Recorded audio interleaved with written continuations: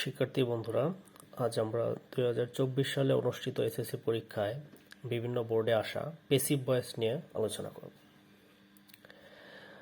SSC পরীক্ষায় সাধারণত দেখা যায় ভয়েসের ক্ষেত্রে 99% প্রশ্নই অ্যাসার্টিভ সেন্টেন্স থেকে আসে। তো অ্যাসার্টিভ সেন্টেন্স রিলেটেড অ্যাক্টিভ ভয়েসকে কীভাবে প্যাসিভ করা যায় তার একটি সূত্র প্রথমে আমরা জেনে নিই। অ্যাক্টিভ টু প্যাসিভ সূত্র, এবং এটা শুধু অ্যাসার্টিভ সেন্টেন্সের ক্ষেত্রে। অবজেক্টটি সাবজেক্ট, যে অবজেক্টটা থাকবে এটা সাবজেক্ট করতে হবে, প্লাস টেন্স ও পার্সন অনুযায়ী অক্সিলারি ভার্ব, টেন্স এবং পার্সন অনুযায়ী অক্সিলারি ভার্ব, প্লাস V3 মানে ভার্বের পাস্ট পার্টিসিপল ফর্ম, প্লাস দ্বিতীয় অবজেক্ট যদি থাকে, অনেক সময় দুইটা অবজেক্ট থাকলে দ্বিতীয় অবজেক্টটা V3 পরে বসায় দিব, প্লাস বাই ছাড়াও প্যাসিভের ক্ষেত্রে টু, উইথ, অন্যান্য প্রিপোজিশন বসে, ওইগুলো আমরা যখন ভয়েসের ডিটেলস রুলস যখন পড়ব তখন জেনে নেব, প্লাস সাবজেক্টটি অবজেক্ট। এখন আমরা কোয়েশ্চেনগুলো সলভ করি এই সূত্রের আলোকে। আমার যে প্রথম প্রশ্নটা, everybody likes a moonlit night, ওটা প্যাসিভ করার জন্য বলছে ঢাকা বোর্ড 24 সালে এসেছে। Everybody likes a moonlit night মানে প্রত্যেকেই চাঁদনি রাত পছন্দ করে।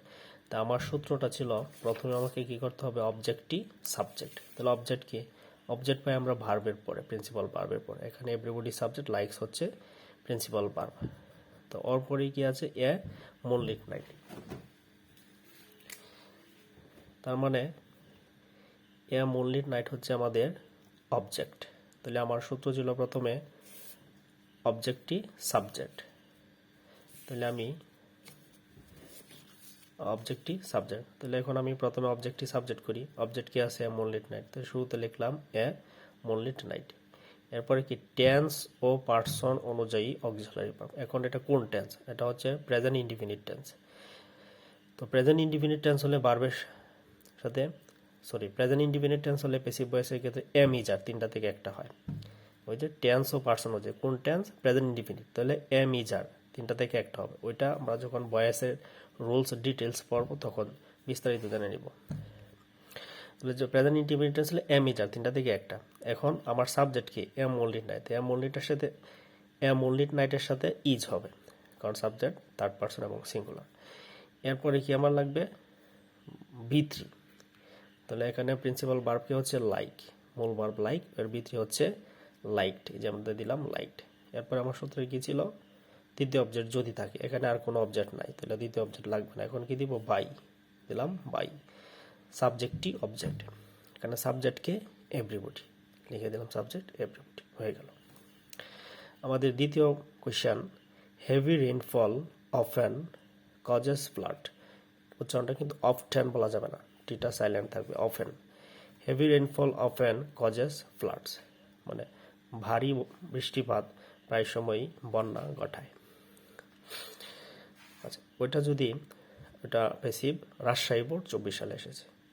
সেম সূত্র, এটাও অ্যাসার্টিভ সেন্টেন্স, সেম সূত্র দিয়ে করবো। আমার প্রথমে কি লাগবে, অবজেক্টটি সাবজেক্ট। এখানে অবজেক্ট কি, heavy rainfall often causes, heavy rainfall subject, often একটা অ্যাডভার্ব, কজেস হচ্ছে এখানে প্রিন্সিপাল ভার্ব। তাহলে ফ্লাডস হচ্ছে কি আমার অবজেক্ট। তাহলে আমি প্রথমে অবজেক্টটি সাবজেক্ট, তাহলে সাবজেক্ট হিসেবে কি লাগবো, ফ্লাডস।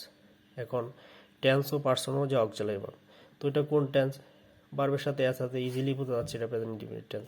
তো প্রেজেন্ট ইনডিফিনিট টেন্স হলে অক্সিলারি ভার্ব আমরা প্যাসিভের ক্ষেত্রে এম ইজার ইউজ করি। তাহলে ফ্লাডস, ওটা যেহেতু প্লুরাল, তো ওটার সাথে কি হবে, আর।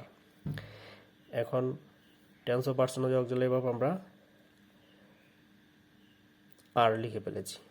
এখন কি, V3, তো এখানে প্রিন্সিপাল ভার্ব কস্ট, কস্টের ভিত্তি হচ্ছে কস্ট, কিন্তু এখানে একটা অ্যাডভার্ব অফেন আছে, ওইটা V3 এর আগে দিয়ে দিতে হবে, অফেন, ওপেনের জায়গায় অফেন, তারপর V3 কস্ট। এরপরে কি, দ্বিতীয় অবজেক্ট যদি থাকে না, এখানে কোনো দ্বিতীয় অবজেক্ট নাই, তারপর সূত্রে বাই, আমরা লিখলাম বাই। সাবজেক্টটি অবজেক্ট, সাবজেক্ট কি, হেভি রেইনফল, লিখলাম হেভি রেইনফল। তারপর number 3 question, a student can visit all the renowned libraries of the world without going there. A student can visit all the renowned libraries of the world without going there. তো একজন ছাত্র মানে পৃথিবীর সমস্ত স্বনামধন্য library পরিদর্শন করতে পারে সেখানে না গিয়ে। এই প্রশ্নটা যেখান থেকে নেওয়া হয়েছে, এটা আসছিল চট্টগ্রাম বোর্ড 24, ওটা সম্ভবত ইন্টারনেট নিয়ে একটা টপিক ছিল। আচ্ছা, এটা অনেক লম্বা সেন্টেন্স, তারপর আমরা করতেছি। তাই সেম সূত্র দিই। আমার কি লাগবে প্রথমে? অবজেক্টটা সাবজেক্ট। তাহলে স্টুডেন্ট হচ্ছে এখানে subject, can modal auxiliary, visit হচ্ছে visit principal verb, all the renowned libraries of the world এটা হচ্ছে একটা object, all the renowned libraries of the world পৃথিবীর সকল স্বনামধন্য লাইব্রেরি, এটা একটা, উইদাউট গোয়িং দেয়ার এটা হচ্ছে আরেকটা অবজেক্ট। তাহলে আমি প্রথম অবজেক্টটা নিলাম, all the renowned libraries of the world, এটাকে সাবজেক্ট হিসেবে নিলাম, অবজেক্টটা subject, all the renowned libraries of the world এটা নিলাম। এখন টেন্স ও পার্সন যে অক্সিলারি ভার্ব, তো এখানে কোন টেন্স? ওই যে ভিজিট, এটা প্রেজেন্ট ইনডিফিনিট টেন্স B1, তো প্রেজেন্ট ইনডিফিনিট টেন্স হলে এমিজার অক্সিলারি ভার্ব, কিন্তু এখানে কি আছে? Modal auxiliary. কেন? আমরা একটা রুলস জানি যে অ্যাক্টিভে যদি মডেল অক্সিলারি থাকে বেশি করার সময় আমার টেন্স নিয়ে চিন্তা করতে হবে না, যে মডেল অক্সিলারি থাকবে ওইটাই বসায় দিব এবং ওইটার সাথে বি যুক্ত করে দিব, এটার সাথে যেভাবে বি যোগ করে দিব, এরপর বাকি নাম আগের মতো। তাহলে টেন্স ও পার্সোনাল অক্সিলারি ভার্ব, এই জায়গায় কি হবে? ক্যান, মডেল অক্সিলারি ক্যান যেটা আছে এটাই ক্যান, এবং এটার সাথে কি যুক্ত করতে হবে? বি, দিলাম ক্যান বি। এখন কি? B3, এখানে ভার্বকে ভিজিট, ভিজিটের বিধি হচ্ছে ভিজিটেড। এখন কি আমার দ্বিতীয় অবজেক্ট যদি থাকে, এখন দ্বিতীয় অবজেক্ট বসায় দিব, without going there, without going there. এরপর কি? বাই, দিলাম সূত্রের বাই, এরপরে সাবজেক্ট অবজেক্ট, সাবজেক্ট কি? A student, a student. তাহলে কি হলো আনসারটা? All the renowned libraries of the world can be visited without going there by a student. তারপর আমাদের question number 4, we get water from many sources, মানে আমরা বিভিন্ন উৎস থেকে পানি পাই, সোর্সেস মানে উৎস। তো সেম সূত্র, এখানে সাবজেক্ট উই গেট হচ্ছে প্রিন্সিপাল ভার্ব, তারপর ওয়াটার একটা অবজেক্ট, তারপর from preposition, from many sources এটা হচ্ছে আর একটা প্রিপোজিশন যুক্ত অবজেক্ট। তাহলে আমার কি অবজেক্টটা সাবজেক্ট করতে হবে। এখন অবজেক্ট কয়টা? এখানে দুইটা, ওয়াটার ফ্রম মেনি সোর্সেস আর একটা, এটা প্রিপোজিশন যুক্ত। এখন আমি যেটা প্রিপোজিশন নাই ওইটা আগে নিব। এটা ডিটেলস রুলস আমরা পরবর্তীতে যখন বয়সের ডিটেলস রুলস পড়বো তখন জেনে নেব যে দুইটা অবজেক্ট থাকলে কোনটা আগে নিতে হয় এসব। তো আমাকে অবজেক্ট নিতে হবে ওয়াটারটা, যেটার সাথে প্রিপোজিশন নাই। শুরু থেকে নিলাম ওয়াটার, তারপর টেন্স ও পার্সন অনুযায়ী অক্সিলারি ভার্ব, তো এটা কোন tense? Present indefinite, present indefinite হলে এম ইজার, তো ওয়াটারের সাথে কি হবে? ইজ। তারপর ভার্বের V3, গেট, গেটের ভিত্তি হচ্ছে গট। তারপর দ্বিতীয় অবজেক্ট যদি থাকে, হ্যাঁ আছে এখানে দ্বিতীয় object, from many sources, preposition যুক্ত অবজেক্টটা এখন বসায় দিব, ফ্রম মেনি সোর্সেস এটা আমার দ্বিতীয় অবজেক্ট বসায় দিলাম। এখন সূত্রের কি? বাই, দিলাম বাই। তারপর সাবজেক্টটা অবজেক্ট, সাবজেক্ট কি আছে? উই, অবশ্যই সাবজেক্ট অবজেক্ট লেখার সময় আর অবজেক্টিভ ফর্ম লিখতে হবে, তো উই এর অবজেক্টিভ ফর্ম হচ্ছে আস, উই আস। তারপর আমাদের question number 5 number question, the examinee should not waste time by doing so, the examinee should not waste time by doing so, examinee মানে পরীক্ষার্থী, should not waste time by doing so, এখানে the examinee হচ্ছে subject, should একটা model auxiliary, waste ওটা হচ্ছে principal verb, time by doing so, time একটা object, তারপর by preposition, by doing so preposition যুক্ত একটা অবজেক্ট। এখানে দুইটা অবজেক্ট পেয়েছি, তো আমরা সেম আগের নামই অবজেক্টই সাবজেক্ট, তো ওই বাই প্রিপোজিশন যুক্ত ওইটা আমরা নিব না, যেটা প্রিপোজিশন ছাড়া অবজেক্ট ওইটা নিব। প্রথমে কি নিব? টাইম, লিখলাম টাইম। তারপর এখানে টেন্স নিয়ে চিন্তা করার দরকার নাই, মডেল অক্সিলারি শুড আছে, মডেল অক্সিলারি আছে, যে মডেল অক্সিলারি আছে ওইটা দিলাম শুড, ওইটার সাথে নট ছিল দিলাম নট, তারপর মডেল অক্সিলারি থাকলে ওইটার সাথে কি দিতে হয়? বি, দিলাম বি। এরপর B3 ওয়াস্ট, ওয়াস্টের বিতে হচ্ছে ওয়াস্টেড, তারপর দ্বিতীয় object by doing so, by doing so. তারপর আমার সূত্রের বাই, ওই যে বাই, এই বাই তো হচ্ছে প্রিপোজিশনের বাই, সেন্টেন্সের দেওয়াই, দ্বিতীয় অবজেক্ট প্রিপোজিশন যুক্ত, by doing so, by doing so. কিন্তু আর একটা বাই তো আমার সূত্রের মধ্যে আছে, এই যে বাই, দিলাম বাই। তারপর সাবজেক্টটি অবজেক্ট, সাবজেক্টকে দ্য এক্সামিনি, লিখলাম দ্য এক্সামিনি।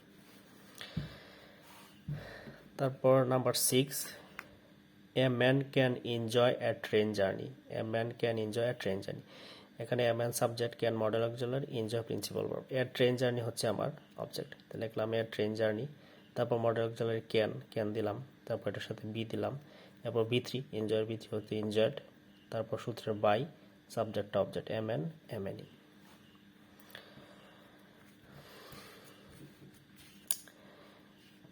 এরপরে আছে আমার পিপল হেইট এ করাপ্ট পারসন।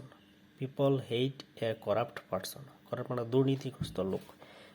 মানুষ দুর্নীতিগ্রস্ত ব্যক্তিকে হেট করে, ঘৃণা করে। তাহলে এখানে পিপল হচ্ছে সাবজেক্ট, হেট ঘৃণা করা হচ্ছে ভার্ব, এ করাপ্ট পারসন দুর্নীতিগ্রস্ত ব্যক্তি, এটা হচ্ছে আমার অবজেক্ট। তাহলে ওই যে এ করাপ্ট পারসন একজন দুর্নীতিগ্রস্ত ব্যক্তি, ওইটাকে সাবজেক্ট হিসেবে লিখবো, এ করাপ্ট পারসন। তারপর এটা হেট বি1 মানে প্রেজেন্ট ইনডিফিনিট টেন্স, তাহলে অক্সিলারি ভার্ব এম ইজ আর থেকে ইজ হবে, এ করাপ্ট পারসন একজন সিঙ্গুলার, এটা থার্ড পারসন সিঙ্গুলার, সুতরাং কি হবে ইজ। তারপর বি3 হেইট, ভার্বের বি3 হচ্ছে হেইটেড, তারপর সূত্রে বাই, অবজেক্টটা সাবজেক্ট অবজেক্ট পিপল। এখানে বলে রাখা ভালো, বিভিন্ন সলিউশনে অনেক সময় যে পিপল ওইটা বাই পিপল তারা ব্র্যাকেটে দিয়ে রাখে। এই কথাটা অর্থ হলো যে সাবজেক্ট হিসেবে পিপল থাকলে অবজেক্ট হিসেবে অনেক সময় পিপল না লিখলেও হয়, উজ্জ্ব রাখলেও হয়, এটা লিখলেও হবে। We should remember that industry is the কি টু সাকসেস। এটা একটু ব্যতিক্রম sentence. We should remember that industry is the কি টু সাকসেস। আমাদের স্মরণ রাখা উচিত যে পরিশ্রমী সফলতার চাবিকাঠি। শিক্ষার্থী বন্ধুরা, এটা যদি তোমরা খেয়াল করো, এটা কিন্তু কমপ্লেক্স সেন্টেন্স, এটা হচ্ছে complex sentence. Complex sentence related active ভয়েসকে প্যাসিভ করার ডিটেলস ভিডিও আরেকটা দিব, এখানে আমি একটু সংক্ষেপে বলতেছি। যে দ্যাট দেখি বুঝে ফেলছি এটা আমরা কমপ্লেক্স সেন্টেন্স, দুইটা সেন্টেন্স কি এখানে যুক্ত আছে দ্যাট দ্বারা। এখন উই শুড রিমেম্বার, এখন দুইটা ক্লোজ আছে, এটা উই শুড রিমেম্বার এটা principal clause, that industry is the কি টু সাকসেস এটা সাবঅর্ডিনেট ক্লোজ। যদি কমপ্লেক্স সেন্টেন্স থাকে তখন আমরা দুইটা অংশে দেখব, আমরা একটা অংশের ভয়েস করব আর একটা অংশকে করব না, যদি ওইটা ইনডাইরেক্ট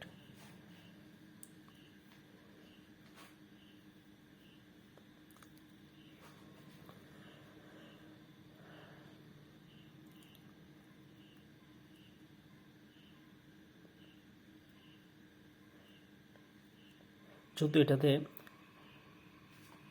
ইনট্রান্সিটিভ ভার্ব থাকে, যে ভার্বের ক্ষেত্রে যে প্রকার পেয়ে থাকে ট্রান্সিটিভ ভার্ব, ইনট্রান্সিটিভ ভার্ব, যদি ইনট্রান্সিটিভ ভার্ব থাকে তাহলে ওইটাকে আমার ভয়েস করার মানে প্যাসিভ করার কোনো প্রয়োজন নাই। আর যদি ট্রান্সিটিভ ভার্ব থাকে তাহলে উভয় অংশকেই ভয়েস করতে হবে। আচ্ছা, এখন ওই যে দ্যাট এই অংশটাকে আমার অবজেক্ট প্যাসিভ করতে হবে না, আমি শুধু উই শুড রিমেম্বার এই এতটুকুকে প্যাসিভ করব, ওইটার মধ্যে কোনো